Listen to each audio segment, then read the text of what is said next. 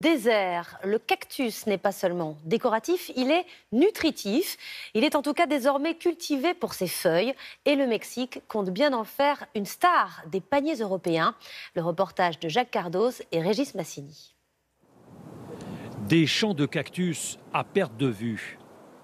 Pour les Mexicains, cette plante vertueuse est non seulement respectueuse de l'environnement, mais aussi bonne pour la santé.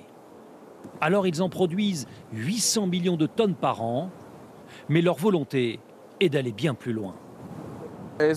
C'est une plante qui pousse toute l'année et qui grossit très rapidement quand on l'a bien plantée et fertilisée. Souvent, elle produit même beaucoup trop, alors elle se fatigue et pour lui redonner de la vigueur, on la coupe pour la rajeunir, comme ceci. Jesus le sait mieux que quiconque. Ici, on en a des beaux. Une fois la feuille replantée dans la terre, il ne faut que 15 jours pour en faire un arbre haut d'1 mètre. Ça, c'est ce qu'on mange. Et celui-là, il a une forme parfaite. Le cactus est un fertilisant naturel qui ne nécessite pas de compléments chimiques.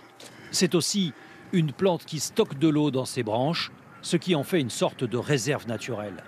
Voilà pourquoi le cactus est considéré comme une réponse aux sécheresses, à la hausse des températures et à la dégradation des sols. À tel point que l'ONU le recommande très officiellement. En Amérique du Sud, il gagne du terrain. Les Mexicains en consomment déjà 6 kilos par an et par personne, ce qui équivaut à 40% de la consommation de la pomme de terre. La texture est délicieuse, c'est croustillant, ça a vraiment du goût et je trouve que c'est un mélange parfait de sucré et de salé. On peut le préparer de bien des manières. Ce chef cuit la version crue au sel pour une entrée, mais on peut aussi l'ajouter à une soupe ou en faire l'accompagnement d'un plat en sauce.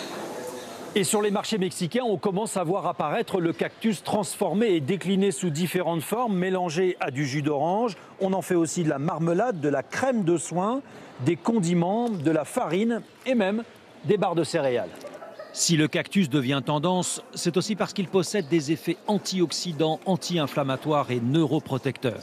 Résultat, les entreprises mexicaines sont convaincues qu'elles peuvent exporter vers l'Europe ces nouveaux produits. On a beaucoup de demandes pour le nopal et c'est surtout pour ses bienfaits digestifs. Il permet d'éliminer le gras et réduire le cholestérol. Bouilli dans de l'eau et du vinaigre ou encore séché, le cactus prend finalement l'apparence d'un haricot, sauf qu'il ne ressemble à aucun de nos légumes. Les Mexicains pensent que c'est le bon moment pour s'attaquer au marché français. En France, comme un peu partout dans le monde, la tendance est à la recherche de produits frais qui vont directement de la ferme à la table.